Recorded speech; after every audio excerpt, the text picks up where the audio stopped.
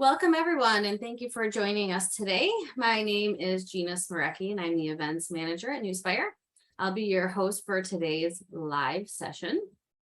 Today's webinar is all about how partners and clients can safeguard their environments. We're excited to share effective strategies and steps you can take for maximizing the preparedness of your clients to third-party threats. I hope everyone's enjoying your summer. We're going to try and make it even better for a couple attendees and give away a couple of boxes of really cool summer swag items. So just watch your email. I'll be notifying the winners of that in the coming days.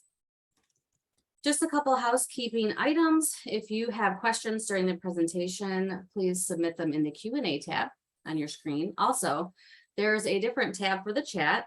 Feel free to go ahead and use that chat tab and let us know where you're joining from today. Also, you will receive a follow-up email with a link to watch the recording, so you don't have to worry about taking a bunch of notes. You can always rewatch this from later. All right, so at this time, it is my pleasure to introduce you to our speakers today, Mike Pedrick and Nancy Wareheim. They have both invited you to connect with them on LinkedIn by scanning the QR codes on this screen while I introduce them. Mike is the Vice President of Cybersecurity Consulting at Newspire. He has been providing technology, security, compliance, and risk management consulting services to organizations across several industries for nearly 20 years. In addition to his role at Newspire, he's also an accredited trainer and chapter board member for ISACA, mentoring cybersecurity and risk management professionals. Nancy Wareheim is the Director of Partner Programs here at Newspire. She's responsible for Newspire's partner program strategy and has over 2 decades of industry experience in developing strategic channel partnerships and launching partner program initiatives. In addition to her role at Newspire, she's a Channel Masters alum and is active in multiple mentoring circles and engaged in several women in technology groups. So before we get into the presentation, I'd like to get your feedback on our poll. So what keeps you up at night when it comes to cybersecurity, third-party cybersecurity? Let me go ahead and publish our poll. And we'll give everyone a second to go ahead and make their choice. So you have being the source for an attack on a client's data, getting breached as a result of a lax cybersecurity from a client's vendor, clearly demonstrating I'm adding value to clients, not risk, or all of the above. And we'll give you guys just a minute to go ahead and take the poll here. This is a great question. I cannot wait to see what the answers are. Yeah, absolutely. And, looking at number 2, getting breached, a vendor being breached as a result of another vendor getting breached is a interesting inception level compromise thought, isn't it? It's definitely top of mind out there today. We have a good number here, so I'm going to go ahead and end it here and share the results. Very interesting. All of the above. Yeah, absolutely. I can see that. I think that would have been my prediction. It's interesting to see 1 and 3 tied, right? Being the source of an attack, as well as clearly demonstrating value to the client and assuring the client, providing assurance that they're not just a risk generating relationship. And I would say they go very much hand in hand, right? From a partner perspective, it's a huge undertaking to manage a client's data. And so you want to make sure that you're building that trust with the client. Completely agree. I think everybody wants to be a good steward of data. All right, thank you everyone for participating, and I'll go ahead and turn it over to the speakers to take it away from there. All right, so the reason we're all here today, right, is to talk about the third-party threat landscape and what organizations are facing in terms of risk when they enter into an agreement with a third-party entity. And it's worth starting out by saying that there's a reason we look to third parties, right? There's a lot of cases where We have to unpack why it is we go into these relationships. Why don't we just do it ourselves, right? So that notion is called insourcing. The idea that we can just leverage the people that we have in our team to, perform certain tasks, to be our professionals, to be our cybersecurity and risk management folks. And there's some practical realities we have to consider there. If I can get the next slide, please. All right, so most organizations, whether we're talking about small organizations, medium-sized organizations, on up to large organizations, there's a primary purpose involved for that organization's existence. And so in a lot of cases, especially in the SMB space, everybody on the team is working toward keeping the organization alive or keeping the organization growing, or in the defense against business-related concerns, not necessarily just cybersecurity-related concerns. And so there's a lot of prioritization that has to happen that is often outside the realm of cybersecurity or even technology-related risk. And there's also the reality that budgets are lean. Budgets are leaner still today than they were even a year and a half or 2 years ago. And so those cost pressures, as well as the prioritization of focus for our personnel, means we have to lean on other folks. We have to think about contracting with other organizations to leverage the types of skill sets that we need to reach our goals. And so that means we have to lean on third parties, partners, consulting organizations, et cetera. I'm not saying anything revelatory, though, when I say that entering into that relationship also expands your attack surface, and those organizations represent a risk to the company. It's when you enter into those relationships, it's not just your environment that's exposed, it's also their environment, and the level to which you interact with somebody else's environment just expands that surface dramatically. And I would agree. I think partners are continuously being challenged to navigate that security environment, because companies are more and more, they're looking at outsourcing because they're embracing digital transformation. There's services that they don't have in-house and they want to leverage. And so they're really relying on those third-party vendors, not just for their expertise, but also they're relying on them to be a trusted security advisor. Yeah, absolutely. And I think attackers recognize this. Attackers realize that these third-party relationships that we rely on so heavily are really prolific. And we have a tendency as human beings to put trust in the organization. We trust that they're aligned with our expectations and our goals, and they have our best interests in mind. And of course, attackers don't care what our goals are or where our best interests are. They just want to attack. And so for that reason, attackers are focused really hard on third parties. And that's why third-party data breaches are increasing as rapidly as they are. According to a recent study, 2/3 of breaches are the result of a supplier or a third-party vulnerability, which implies that as good as we are at identifying our own vulnerabilities and closing our own vulnerabilities, maybe it's something we don't know or don't understand necessarily or have no visibility into that leads to a compromise of our own organization. Now, that implies, the way I said that implies that we're talking about networks. We're not always talking about networks. In a lot of cases, we're talking about software. Or data compromises or social engineering of third-party vendors, et cetera. There's an estimated 39% of data breaches involved business partners. And I think one thing that jumps out, I see this in multiple bullets, is data, right? Data is growing, data is transforming. Companies are thinking, how do I store this data? How do I access this data? How do I act on this data? Because there's all kinds of technologies that are coming out there really based on that foundation of data. And so it needs to be secure, yet it needs to be accessible. So I see that in two of those bullets there is a big item.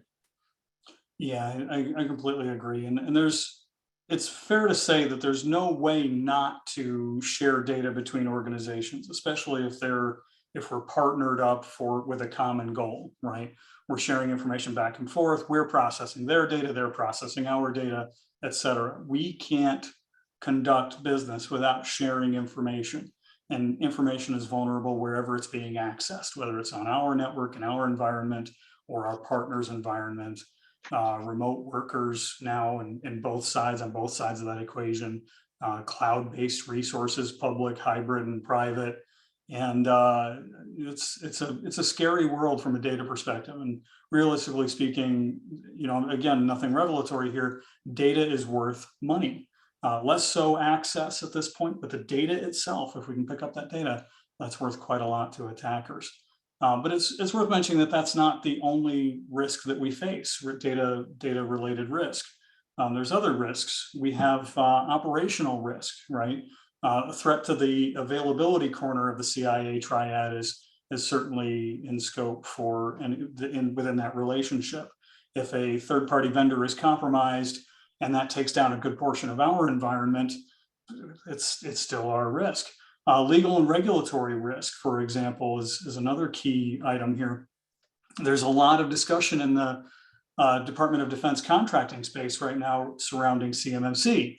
And I think any one of us who is involved in any capacity with the conversation around CMMC can admit that things are still a little bit in flux for CMMC. We're still waiting to see the final state of that particular rule, but it centers on the notion that anybody involved in the conversation, anybody involved in that workflow must meet those requirements. So it doesn't matter if it's your organization and your partner organization, it's also their partners and their associations, which I think if we're intellectually honest with ourselves, that's probably the most prudent approach to data protection, but it's also a tremendously costly and resource intensive approach to protecting data and mitigating risk. There's also reputational risk. If somebody that you do business with on a regular basis or an organization that you have been associated with in the past has a very spectacular issue or compromise that reaches the news, you get some of that spatter on you as well. And then of course, always financial and strategic risks involved in each of those relationships. Nancy, I know that we come at this conversation from different perspectives. Of course, I wonder what you think about how big is the risk in terms of reputation, based on what you've seen, what you've heard. How worried are folks about that? Reputation is a two-way street for partners and clients. So not only is a partner wanting to protect their client, but if a client does not have strong security, or the partner has an event, their reputation is at risk, right? And they really build their whole business on how can I support you and stay secure and help you navigate those challenges. So if a partner has a risk that damages their reputation, they could easily be out of business. So, and I think partners, they're so relationship based that there's a big trust factor in there. And so it's really hard to gain that back. Yeah, once it's lost, it's pretty much lost, yeah. So speaking of reputation, there's been a number of very, very high profile third-party breaches that have made the news, right? So we always lead into the example of Target. The recent SolarWinds breach was very, very highly publicized. Google is another example. Yahoo just keeps popping up as examples of data breaches, Equifax. I mean, there's been so many of these things. But Target shows up as a shining example of a case where Target wasn't the initial target of compromise. Target was taken down by way of their relationship with a vendor that was initially compromised. Now, Target's culpability shows up in the fact that they had given this particular vendor way more access to their environment than that vendor had any right being provisioned. But again, the truth of the matter is that after the very public breach of Target's environment, I suspect every organization, especially in the Fortune 500, stepped back and said, whoa, hold on, what are we doing with these third-party vendors? What access are we giving them? We need to pay a little bit closer attention to what access we give them. Now, SMBs are not, out of the fray here. A lot of organizations that I've consulted with over the years, small and medium-sized businesses, are operating under the idea that they're just too small to be the focus of attention for attackers. And the example I want to give, or the analogy I want to give here, is that it's it might be appealing to knock over a bank or rob a bank, but because the payoff is big, there's a significant amount of money at a bank. But their defenses are stronger. They see you come and they're prepared for you. So it's more challenging to rob that bank as compared to a convenience store or mugging somebody on the street, for example. At no point am I advocating for the mugging of people or stealing from a convenience store in any capacity. But realistically speaking, small and medium-sized businesses face a similar scenario. Why would I go after Microsoft or Google or any of these really large organizations that have very mature, very robust defenses when I can hit a small or medium-sized business and maybe with one call or one attempt at their firewall, I can get what I'm looking for. And also the stakes are much higher. An organization like Target, for example, paid out an astronomical amount of money in relation to their compromise, but they still survived. They're still in business. They're flourishing, really, to the extent that any business is flourishing today. But organizations like Lincoln College, an educational institution that goes back to 1865, recently had a ransomware compromise, and they're gone. They've been forced to shut down operations and close down the institution as a result of that ransomware outbreak. I think a lot of us have experience with ransomware, and we appreciate how devastating a ransomware attack can be. But again, for small and medium-sized businesses, we've got a shoestring budget for defense, and when those defenses are compromised, we don't have much choice in a lot of cases but to close our doors.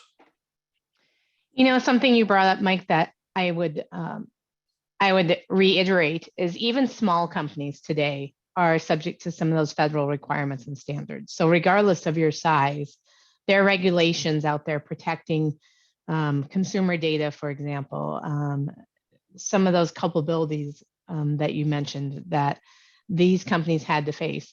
Regardless of your size, when you're a partner and you're working with your client, you need to be able to take some of those things into account and help them navigate those regulations, or at a minimum be aware that here are some of those risks out there. Yeah, absolutely. And there's a smorgasbord of regulations and rules from CCPA, the California Consumer Privacy Act, down through PCI for anybody taking credit card payments from a customer, HIPAA, you name it, right? In some cases, GDPR here in the States even. So there's just so much that even small businesses, even two people operating in a single office, have to at least be aware of. And so it's sort of a scary world from that perspective. But the last thing I want to do is discourage anybody from going into business. And so with that, from the perspective of the partner, I'll turn it over to you, Nancy. Great. So let's talk a little bit about cybersecurity challenges that the partners have. We know that the vulnerabilities are on the rise. More companies are outsourcing their various business processes. So if you're a partner, what can you do to keep clients and your environment safe at the same time? So let's talk a little bit about some of those tips. So one of the first things you need to do is build that foundation.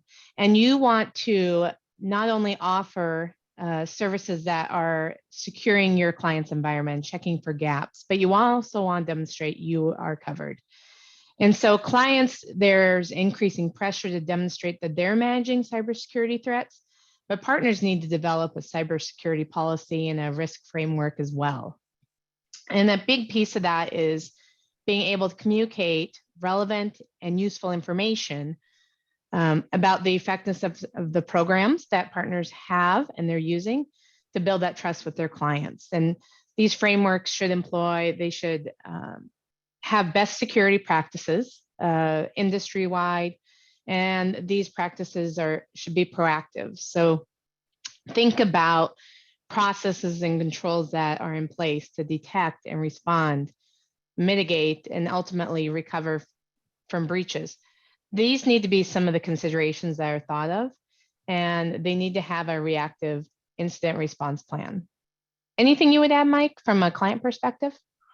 Yeah, absolutely. I think over the last several years, probably 4 to 5 years at this point, there's been a concerted push by organized cybercrime groups against managed services providers, because they know that there's a lot of meat to be had there. A service provider, it's not just the service provider's organization, but environment, but also the environments of their clients that are vulnerable. And so I think as folks have seen, some folks paying attention today or watching this webinar today may have even experienced cases where their MSP, their organization providing services, was compromised, and maybe it had dramatic impact on them, maybe it didn't. But the truth of the matter is that I think a lot of folks are looking for some level of assurance that I'm coming to you as a client because I know I'm vulnerable, I know I'm at risk, but I'm not always thinking about how at risk you might be. And so I need that assurance, I need that confidence that you're at least doing it better than I am. Exactly. And that leads into our next slide, which really talks about it's a two-way street with partners and clients. So there's a big communication piece. So partners want to ensure that the clients are confident in the security protocols and the procedures that they're recommending, but they need to be confident in theirs as well. So if you're a partner, you don't want to put up blind spots. You want to collaborate to understand the guidelines and best practices across the ecosystem. So you want to work with your client, review their overall security posture on an ongoing basis, and then talk about areas of improvement and how to optimize that. And one thing that partners can bring to the table, an opportunity, is that every organization's risk profile is different. So partners can come in with some expertise from their experience, their industry, their perspective, and they can help support some of those questions around regulatory requirements, risk tolerance, the data that needs to be protected and how it's protected. And so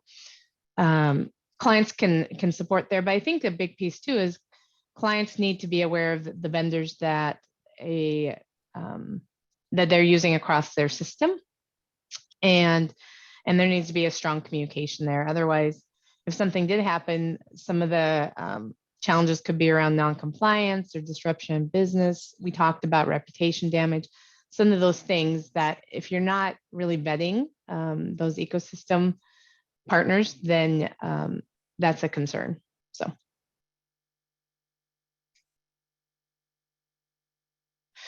All right, and then demonstrating your value. So that's a big piece. So let's explore a little bit what partners can do for that.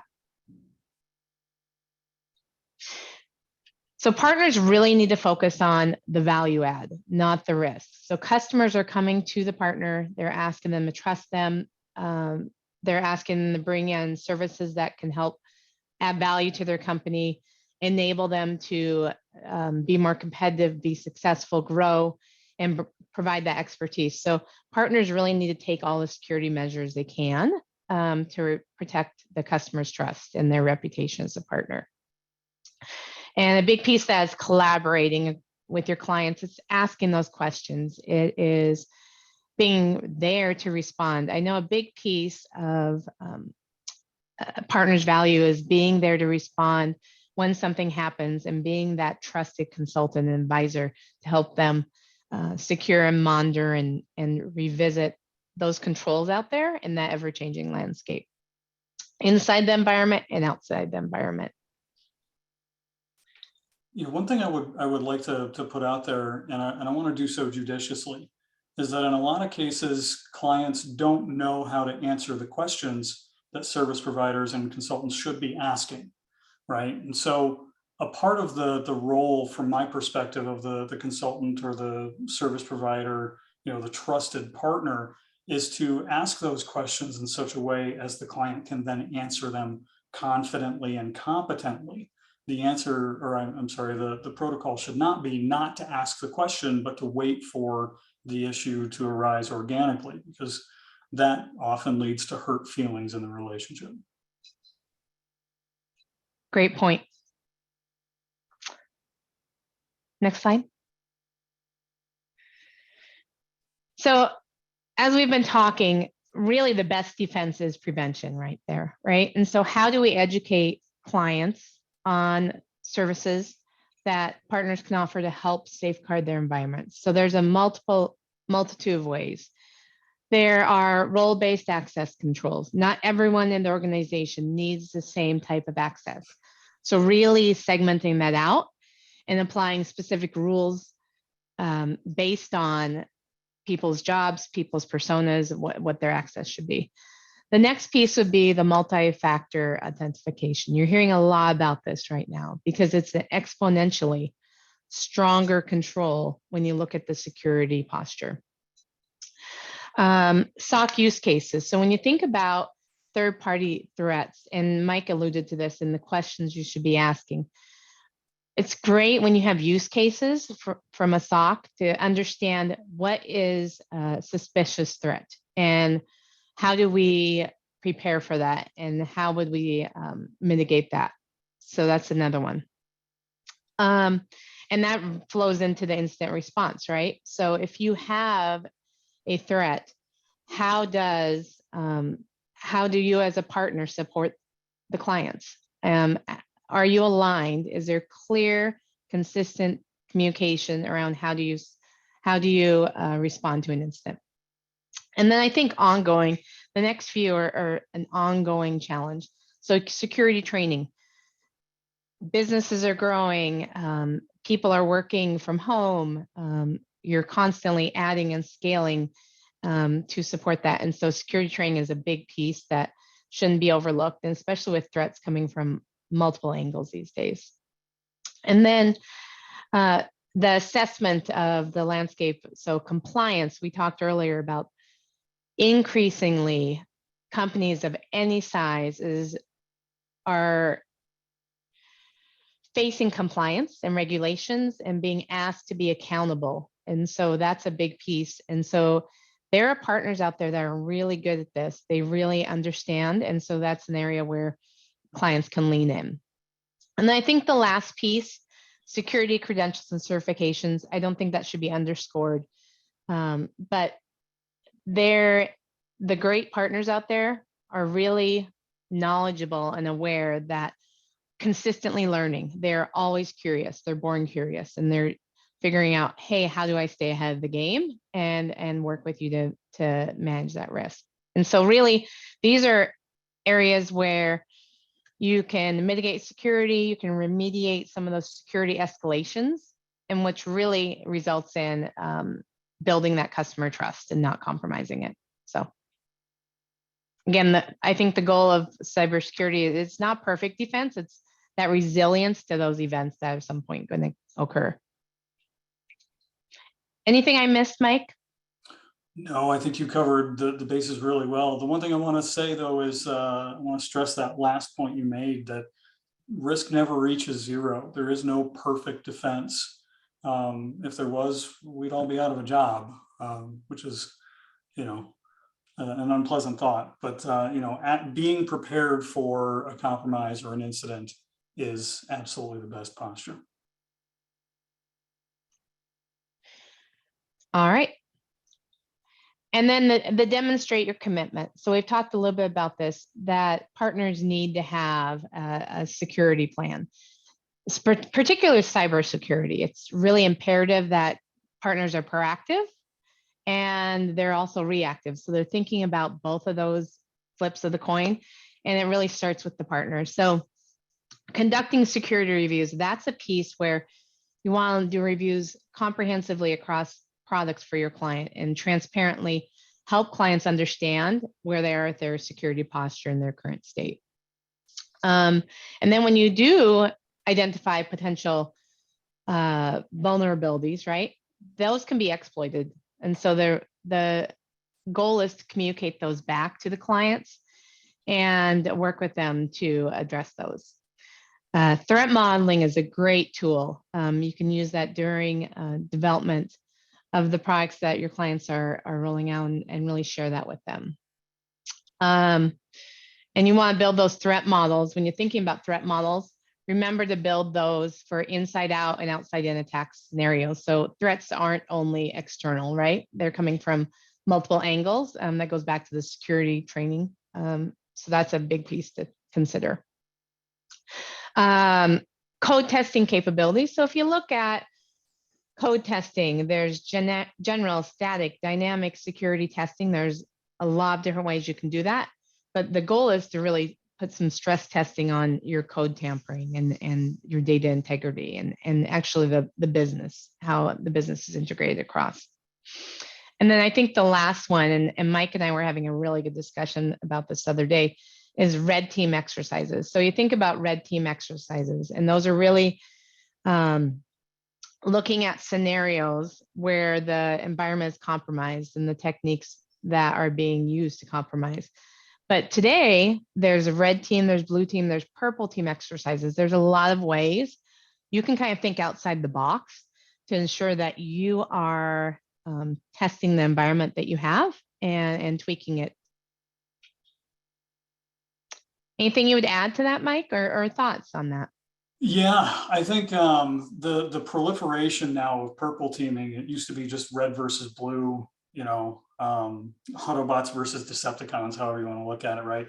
The idea was that we think our defenses are up to snuff, and we're going to pay somebody either on our team or a third party to compromise the environment, and then we'll come together afterward and do a post-mortem on that particular exercise. And I think a lot of organizations have started to lean into the idea of purple teaming rather, in which both teams are engaged in the exercise in the moment.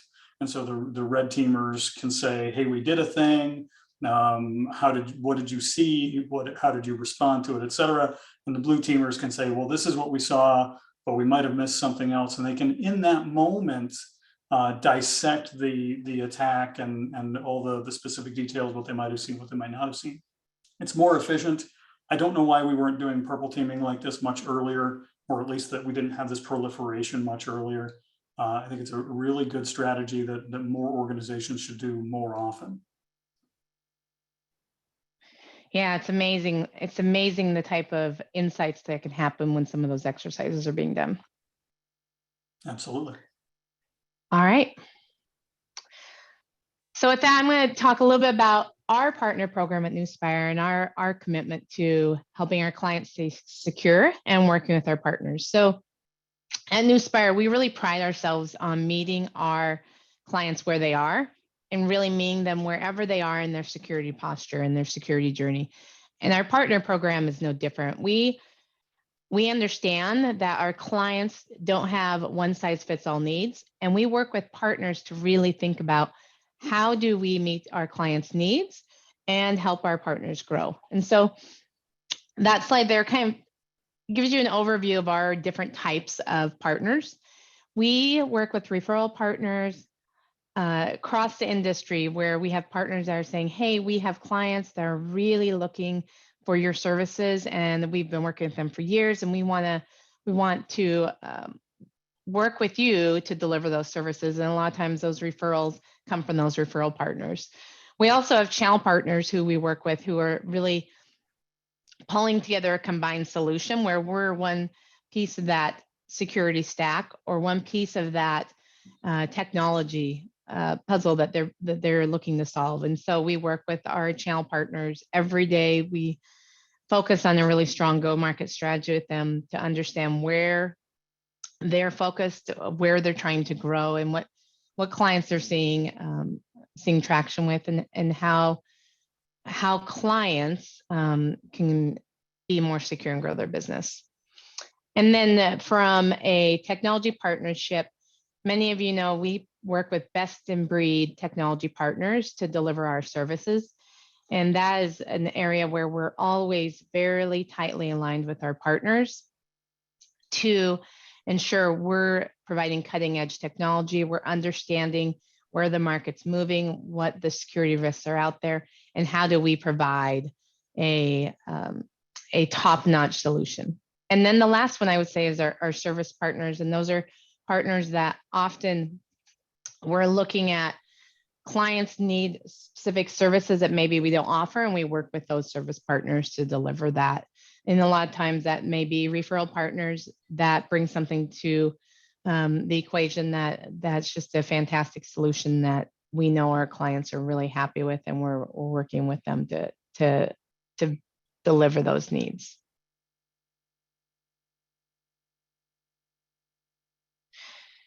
And then the new Cybersecurity program, I'll talk about this very lightly. So we really have, the ability to see inside the CISO's perspective with our leadership.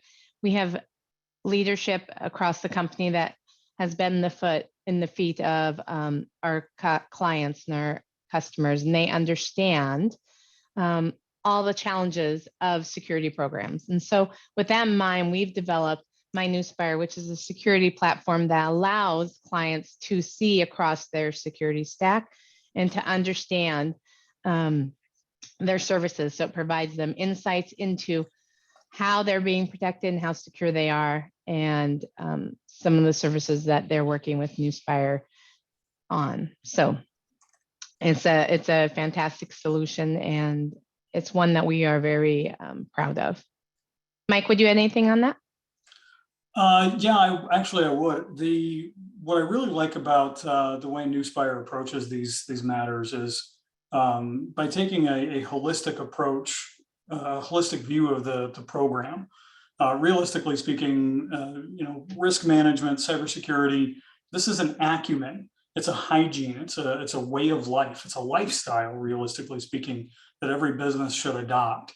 And so the way New Spire looks at the security program in its totality, as opposed to just zeroing in on certain technologies or approaches, or how good is your endpoint defense, or do you have the absolute best firewall in place?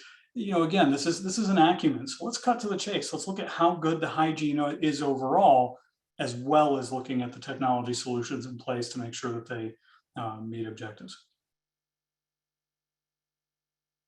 Great. And with this, I believe I turn it over to our host, Gina.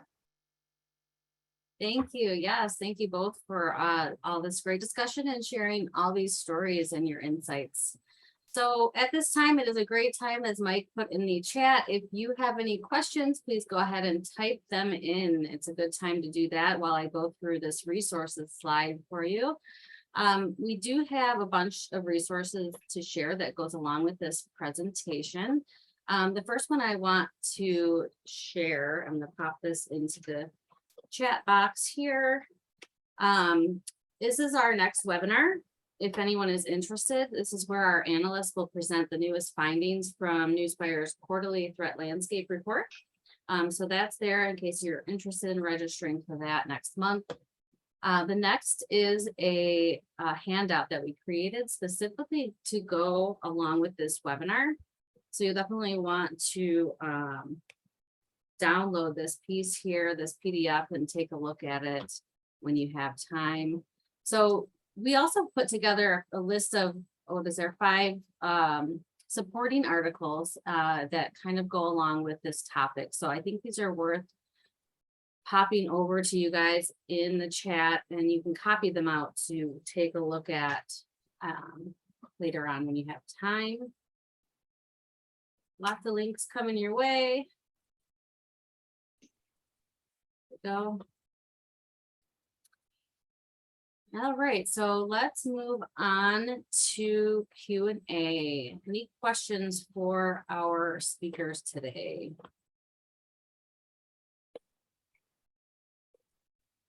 So here's one question that I'll direct towards Mike, I think. What specific credentials or certifications should I be looking for in a third-party vendor? That is a really, really great question. And I think that the stock answer would be, look for, well, actually, I think the stock answer would be, it depends on what services they're providing. But I think that the more popular credentials from a business perspective at this point for hosting providers, for managed services providers, you're always looking for, you're often looking for a SOC 2, right? You're looking for that SOC 2 effort. And for anybody who isn't familiar with that process, I'll just give you a little quick breakdown. Generally speaking, we've talked about it in this webinar, we want to be able to evaluate our partners and make sure that they're doing the things that they should be doing, that their hygiene is up to snuff from a risk management perspective, and that they're meeting the standards of best practices and prudent controls. but we're never going to get the opportunity to, walk the halls of their data center or, audit the third-party vendor. Realistically speaking, a lot of organizations are not prepared to do so. They just don't have the staff, as we talked about previously. And so rather than taking the approach of having to be an auditor of everybody we go into a business relationship with, we look for the presence of certifications that infer that the vendor has gone through that audit process as conducted by a professional organization. In a lot of cases, that's SOC 2. In some cases, that's ISO, ISO 27001. And a lot of vendors and service providers and hosting providers have started to recognize that this is an opportunity. This is something I can wear on my lapel or on my website or whatever the case may be, that says, I passed a SOC 2 or I passed ISO 27001. Anybody who's ever gone through ISO 27001 recognizes that that's not a mean feat. I mean, that's a pretty big deal. And then we're seeing others that are popping up. Like, again, CMMC is on the near horizon, right? So I would say do an honest accounting of what you expect of that third-party vendor. What is the nature of the relationship you're going into with them, and identify where your priorities are. Do I want them to have SOC 2? Do I feel like I need them to have SOC 2? Do I think ISO is probably a better fit? And I'm not telling you to be experts in ISO, CMMC, SOC 2, the myriad of different certifications that these organizations can have, but at least be cognizant of what they are and how important it is to you that they have it. But also make sure that you get that assurance, make sure you're comfortable. It's just like shopping for contractors to, do an addition on your house or remodel your kitchen, do your homework. I would add to that from a partner perspective. It's often advantageous to look at partners that have credentials in certain industries, for example, right? Or have experience in certain industries. So if you know that your partner has worked with clients or has a background in healthcare and you're in a healthcare company, you're going to want to make sure that they can understand some of the trends and the regulations that are happening in the industry and really that transformation, because that can be very challenging from a partnership if they're not familiar with those ever-changing industries. That makes a lot of sense. Thanks, Nancy. All right. So how much, one might also ask is how much confidence could I actually have that the third party vendor has earned the credentials they're claiming? Great question. Well, I guess I'll put out there that I certainly hope that organizations, whether they're in a vendor capacity or a consulting, that the consulting organization, I would sincerely hope that nobody is lying about credentials that they hold, right? I'm also operating under the assumption that the vast majority of auditing organizations are, doing their part to make sure that everything is above board, right? If I ask as an auditor, do you do a thing, that there's not a wink and a nod, like, oh yeah, I totally do that. Absolutely. 80% of the time I do it every time. I would hope that that's not the case most often, but I have to put out there that it is there's a little bit of feel to this thing, right? You have a tendency to look more favorably or have a bit more intrinsic trust in an organization like Microsoft or Google, as opposed to Bob's House of Hosting, right? And maybe that's earned, maybe it's not unearned or not earned, but a lot of that reputation follows along with that process too. Yeah, I would agree. I think it comes to having a really clear, transparent discussion, right? So if you're not certain, you have some concerns, you want to make sure you capture your needs and what your partner's committing to in writing, right? Anytime you have a contract, you want to kind of walk through that, and if there's something that you're not sure if you're covered, then have that transparent conversation and then come back to that. Because a good partner is going to identify where there's gaps and what they're good at, and where they're saying, hey, I'm not able to address this. And you may want to lean into XXX partner, or, maybe these are people that I know are really leaders in the industry. They're cutting edge, and you might want to have a discussion with them. Good partners will do that. They will help you understand some of those questions. All right, thank you guys for that. And then third question reads, if I have an incident or compromise, should I be notifying third-party vendors as well?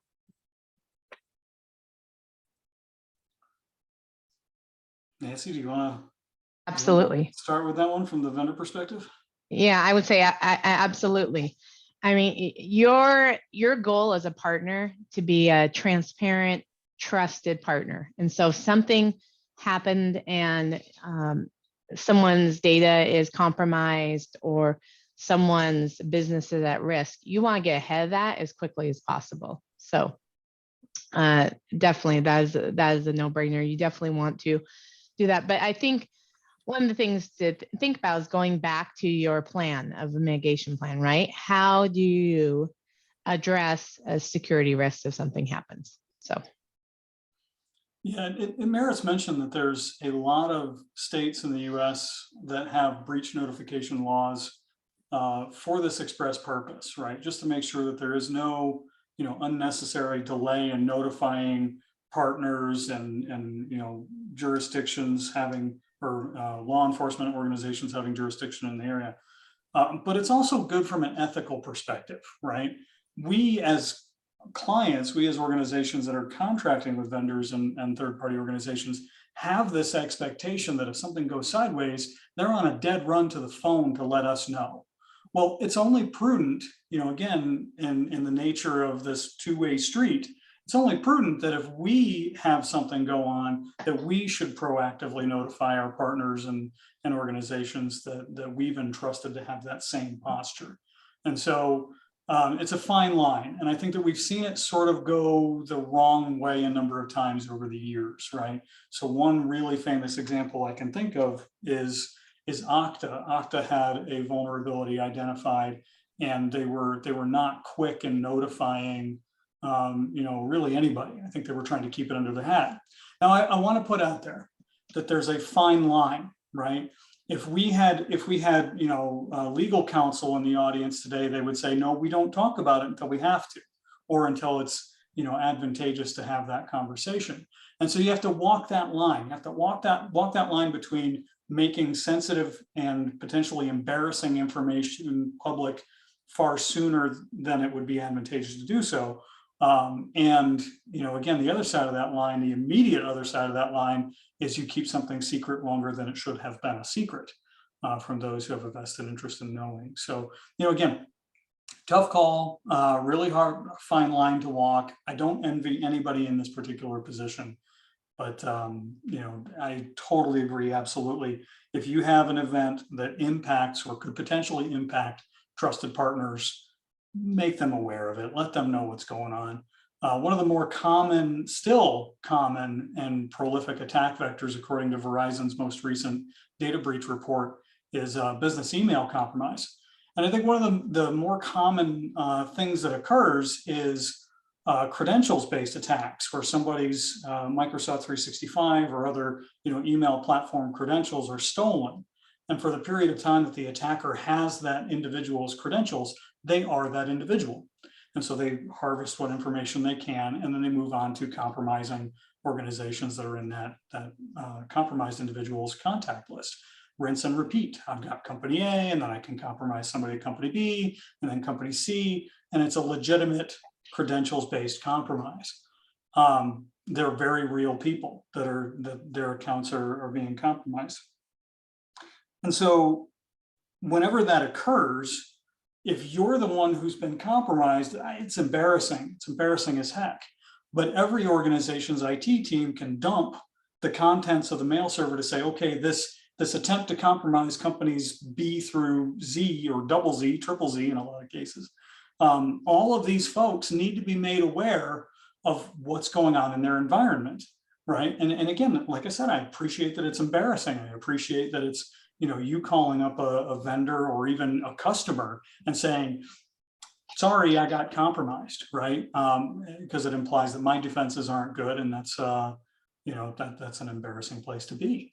But it's the right thing to do. And I think one thing that comes back to is proactively having a plan around it. So you understand when something happens, what to do, and you can do it quickly, right? Notify the parties that were involved, gather your information from vendors, from consultants, or whoever you're working with on that mitigation plan, and then react to that. So. Agreed. Thank you so much. So that is it for the questions at this time. If anyone does come up with other questions, you can always feel free to email us at webinars@newspire.com, contact us on our website, and our speakers today have also provided their emails here on the screen for you. Before we wrap up, any closing thoughts from either of you, Mike or Nancy? I would just say I appreciate the time today. It's been great having this discussion. I know it's a hot topic out there in the industry. If there's other things that you would like to discuss and hear about, let us know, right? We're always open to hearing about what keeps you up at night and what are some of the concerns you have out there, and looking at discussing those in one of our upcoming webinars. But I thought this was great. And from a partner perspective, there's always another layer there. And so I was glad that we could peel back the onion and take a deeper look. I completely agree. And just echo everything there. I love talking about the subject matter. I love hearing the perspective of those I shared the panel with, Nancy, Gina. Thank you for allowing me the honor of sharing the panel with you. And yeah, looking forward to the next one. Awesome. Well, on behalf of Newspire and our presenters, thank you everyone for joining us today, and make it a great rest of your day. Thank you. Thank you.